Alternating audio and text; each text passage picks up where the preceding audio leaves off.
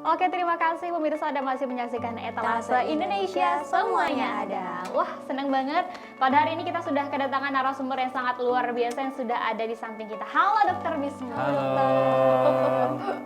Gimana kabarnya hari ini? Alhamdulillah baik. Baik, alhamdulillah Terus ya. gimana kabarnya? Ini kan juga sehat ya, kita semua sehat ya, alhamdulillah ya. Harus pintar-pintar jaga kesehatan juga ya. Siap. Iya. Betul dong, harus. Oke, untuk kali ini kita akan bahas terkait bau badan yang ini mungkin sangat memberikan rasa tidak nyaman ya, baik itu untuk wanita maupun pria. Ini kalau misalkan apalagi kita dekat-dekat dengan orang-orang yang bau badan, gak enak banget ya, gak nyaman banget. Iya. Terkait bau badan ini dok, aku dari kecil tuh dapat mitos fakta terkait makan bawang, ya kan? Katanya tuh bisa menyebabkan bau badan. Itu kalau menurut dokter ini sebenarnya mitos atau fakta sih?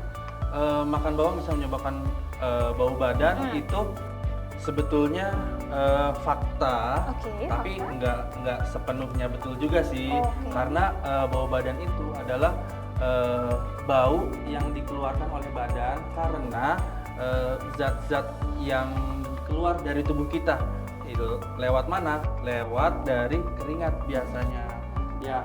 Nah, zat yang keluar dari keringat itu apabila kita makan makanan yang baunya cukup menyengat, maka keringatnya juga akan berbau ya. Tapi sebetulnya kalau misalkan kita menjaga kebersihan diri kita ya, mau kita makan bawang pun juga tidak akan bau badan gitu. Jadi memang harus rajin-rajin kita mandi, terus menggunakan pakaian yang menyerap keringat ya, betul. Jadi lebih utama itu sebetulnya adalah kebersihan diri ya.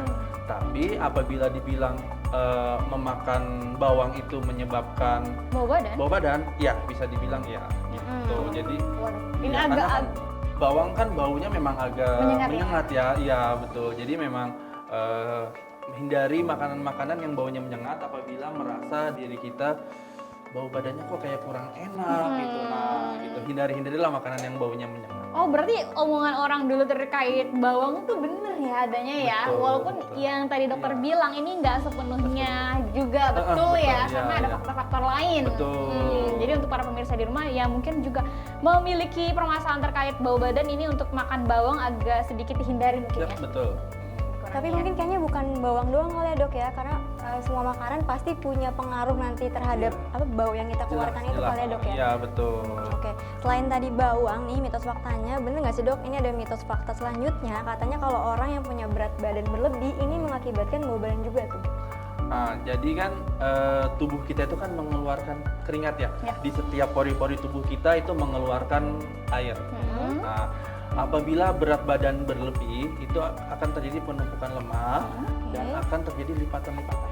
Ya, nggak hanya di lipatan ketiak yang biasanya bau, tapi orang gemuk itu biasanya akan lebih banyak lipatan. Lipatan perut, lipatan tangan, lipatan paha. Nah, di lipatan-lipatan itu adalah tempat yang lembab.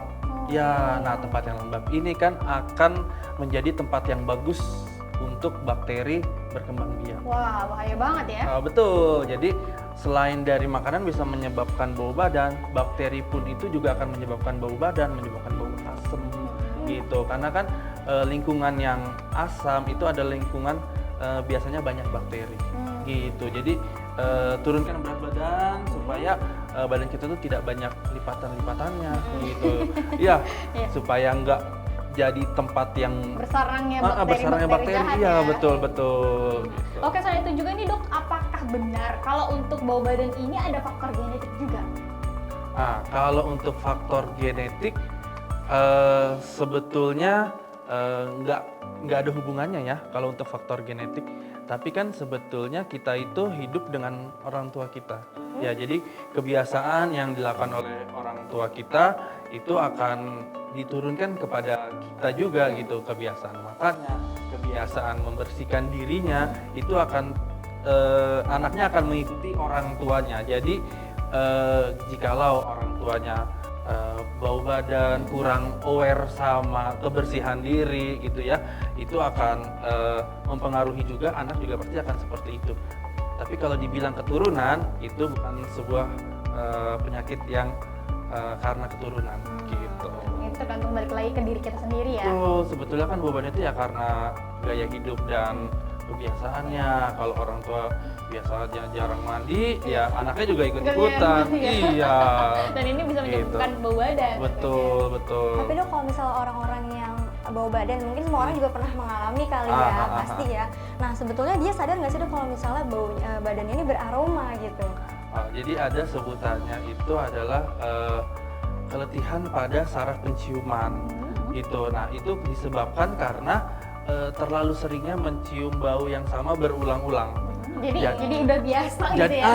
jadi kayak udah biasa, dia jadi nggak sadar kalau misalkan dia itu badannya bau. Oke. Gitu. Jadi kalau untuk awal-awal orang yang biasanya nggak pernah bau badan ya, dia tiba-tiba badannya bau, dia pasti akan sadar gitu. Kecuali yang sudah lama dikasih tahu susah ya kan, nah, itu akan biasanya tidak sadar kalau dia akan bau badan. Oke. Tapi kalau untuk stres sendiri, ini apakah memicu terjadinya bau badan, Dok? Jelas, karena stres itu kan ketika stres banyak hormon-hormon meningkat ya, hormon kortisol segala macam yang akan memicu pengeluaran keringat lebih banyak. Ya, keringat yang keluar lebih banyak akan memicu bau badan. Gitu. Jadi harus lebih kurangi stres. Ya, kita nggak boleh stres. Selain karena bisa tidak menyebabkan bau badan, kita juga akan lebih tenang hidup. Bener sih emang. Iya bener sih. Karena memang kalau udah stres tuh berat badan juga berpengaruh. Jelas, ya kan? gitu. Terus Karena juga stres itu bisa ke semua penyakit. Iya. mood juga terganggu. Bener. Tapi dok, ngomongin apa namanya, tadi dokter udah bilang nih penyebab bau badan kan bisa dari makanan, terus bisa mungkin genetik juga, pengaruh dari lingkungan sekitarnya juga, pola hidupnya juga nih. Tapi kalau misalnya bahan pakaian yang kita kenakan ini berpengaruh juga nggak sih dok sama bau badan kita? Oh gitu? jelas. Oke. Iya, karena kan tadi yang udah kita sering bahas itu adalah keringat ya. Jadi kita harus pilih baju yang menyerap keringat. Betul. Seperti yang berbahan katun gitu. Ya kan, kalau bahan katun kan dia menyerap keringat, sehingga keringat itu tidak menempel, tidak numpuk di kulit ya, sehingga tidak jadi sarangnya bakteri gitu. Kembali kalau ada keringat yang terlalu lama di situ, dia akan jadi sarang bakteri, akan jadi bau badan. Oh gitu. Tapi aku pernah dengar deh, katanya kalau misalkan bau badan itu bisa ditularkan ketika kita sering pakai baju orang gitu sembarangan atau bagaimana? Apa kalau emang bener dok, bisa ketika kita pakai baju orang yang mungkin orang tersebut ini bau badan, ini kita akan tertular? Kalau bajunya baru dicuci enggak ya. Kecuali kalau bajunya habis dia pakai, Iya. kita pakai ya akan kita bau badan juga. Oh, Kalau iya bajunya, sih. misalkan ada orang yang bau badan nih, terus bajunya dicuci, kita pakai baju dia habis cuci ya kita enggak akan Enggak. bau badan. Jadi Oh, iya. tidak akan menular karena kita memakai baju orang yang bau badan. Iya, gitu. kecuali belum dicuci kan. Ya, ya, iya bakteri. itu. Oke. Karena kan kebersihan orang itu beda-beda dan metabolisme orang juga beda-beda. Ada orang yang gampang keringetan, ya baru jalan dikit, baru makan dikit udah keringetan. Ada yang keringetannya itu sedikit. Tapi itu normal kan dok? Maksudnya kalau ketika seorang tersebut nih jarang keringetan, ini normal kan? Kita harus lihat dulu jarang keringetannya itu dalam batas seperti apa, gitu. Kalau olahraga dia nggak keringetan ya itu nggak normal namanya. Iya, agak Gitu. serem ya. Iya, agak serem betul.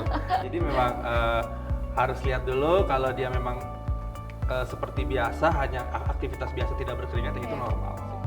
Oke, selanjutnya nih dok, kalau misalnya kita ambil analogi nih dok, Boleh. kalau pakaian nggak dikeringkan kan bau nih, agak lembab, baunya nggak sedap gitu ya. Betul. Nah kalau badan, misalnya habis mandi, terus kita ngeringin badannya nggak bener nih, masih agak basah-basah, itu jadi pemicu juga nggak sih dok dari bau badan itu sendiri? Oh, jelas gitu ya.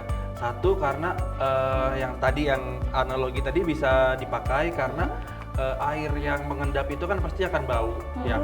Kedua, air mengendap itu kan lembab ya, tempat yang lembab itu baik lagi tadi bakteri berkembang biak dan bakteri itu baunya nggak enak gitu. Jadi kalau kita habis mandi, usahakan gunakanlah handukan itu harus Kering benar-benar sampai kering. Iya betul, benar-benar kering. Kadang kalau rambut dibiarin basah pun juga pasti akan bau.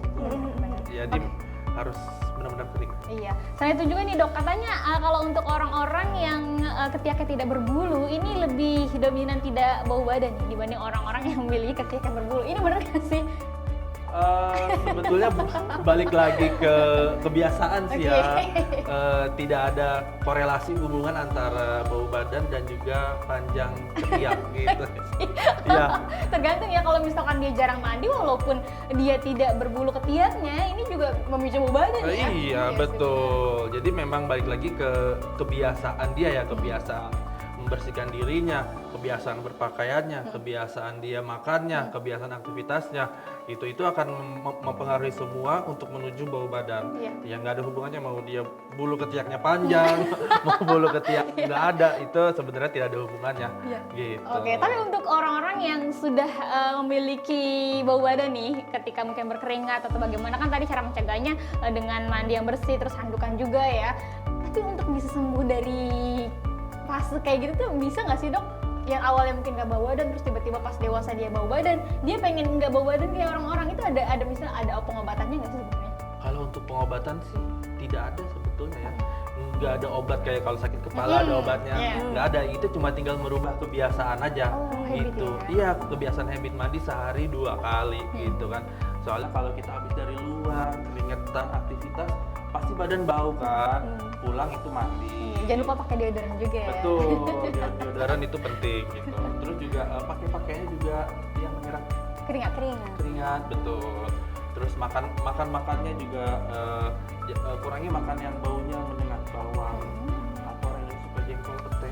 Itu harus dikurangi ya. Terus dikurangi gitu. Berpengaruh juga tuh ternyata Berpengaruh. bisa, walaupun tidak sepenuhnya berpengaruh, tapi ini menyumbangkan faktor bau badan juga.